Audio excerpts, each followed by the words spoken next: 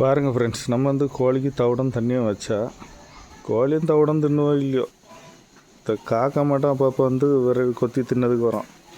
ஆனால் இதில் என்னென்னா, இது தின்ன நேரம் தான் எல்லா கோழிக்கும் பசி எடுக்கும் போல் இருக்குது. அந்த நேரம் தான் இந்த கோழி வந்து தின்னோம். மற்றபடி அது எறும்பு தின்னா கூட கவலைப்பட கிடையாது. இந்த ஒரு காக்கா மட்டும் இங்கே வந்து தின்னா மட்டும்தான் அந்த கோழிக்கு ஒரே கவலை. விரட்டி கூட தான் அது கொத்த தான் இதுதான் நடக்கும். மழையிலையும் பாம்போல் இங்கே வந்து இந்த காக்கா வந்து கொஞ்சோல தவிடு தின்னுட்டு போகிறதுக்கு நிற்கி. இது வந்தோன்னா அடுத்த விரட்டுக்கு அடுத்த கோழின்னு வந்தாச்சு. அந்த பிளேட்டு எனக்கு, இந்த பிளேட்டும் உனக்கு. கடைசியில் அது விரட்டி விட்டுக்கிட்டு அது என்ன தின்னுவோ அது பார்த்துட்டு போகும்.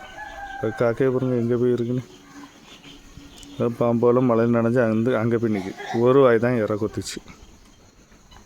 இப்படி நம்ம கோழி இருந்தால் எப்படி?